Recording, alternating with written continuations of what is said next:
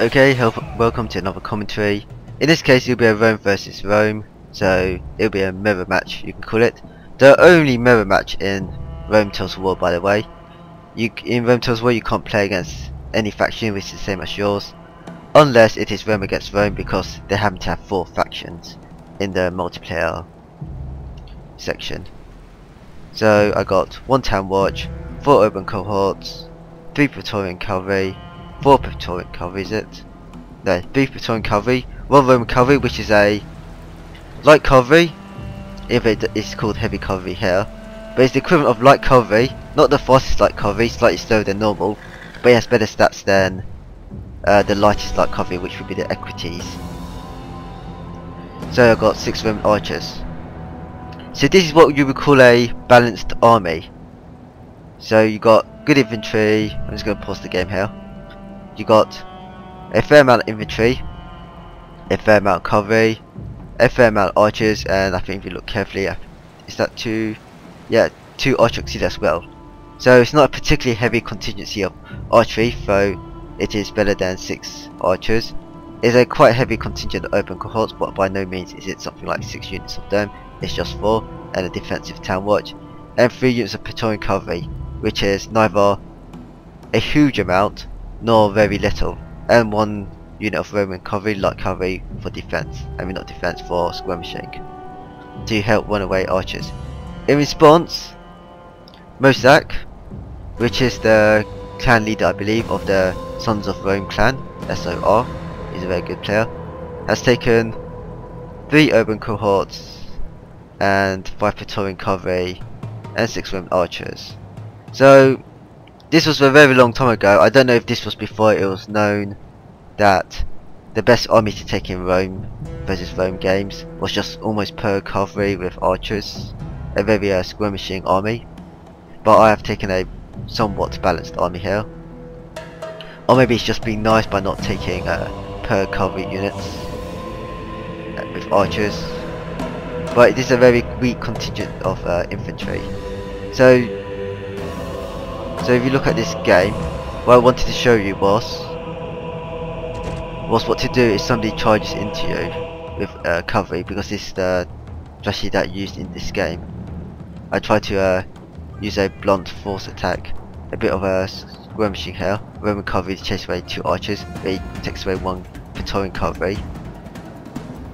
So these archers stop moving and they try to run away, but unfortunately get routed. So you can see a bunch of Praetorian cavalry moving in. If you see here, he's know that I'm moving here, but he moved 1 cavalry to one side, 1 cavalry to the other side. So he set up a triangulation position. You can call it a surrounding position, but the easiest way to do a surround is just to move 1 unit to one side and sort of slice another unit to the other side.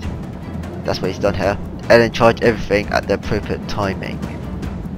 So if you see here, it doesn't look like I'm surrounded. I can simply withdraw, of course, but I'm just telling you that this is the easiest way to surround a unit, is to keep 1 unit somewhere, but move 1 which is most to the left, 1 which is most to the right, and hopefully you will be able to surround the units.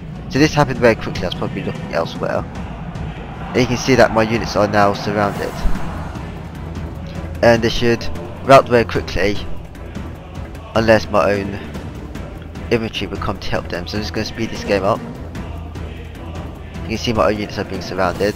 He's actually gone off and charged his own cavalry in, and I helped him with some overcourts. He's running away his own units because my infantry has joined the fray. And you should see another instance of this slicing or moving of 1 unit to prevent to effect the surround. Because what I've done here is that I told 2 units to charge 1 unit. He sliced off 1 unit off. He moved 1 unit off, and now he's asking them both, well, this 1 unit here, to charge into the rear.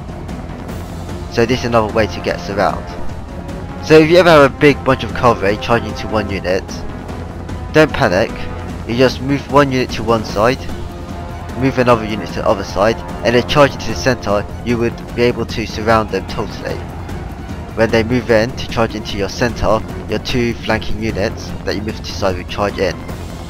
Of course, if you ever get a situation where they charge into one side, what you do, say if you imagine a block here, you keep the unit that they're charging to still, or move it away, but move the other units to the sides, and you should achieve very much the same effect. And this is what you could call a defender's advantage, in that you can move units to help surround an attacking unit. And I should lose this game very quickly. This is basically what happens when you're against a skirmishing faction, and you should honestly be trying to play defensively or doing a bit of a shock action. And I do believe I was trying to do a shock action, but he responded appropriately and I've lost the game because I lack enough cavalry to actually kill off his own archers, and all of my archers are killed off by his own cavalry.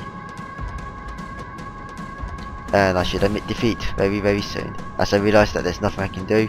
I just simply don't have enough archers or infantry to defend the archers in any case. Roman honor is intact.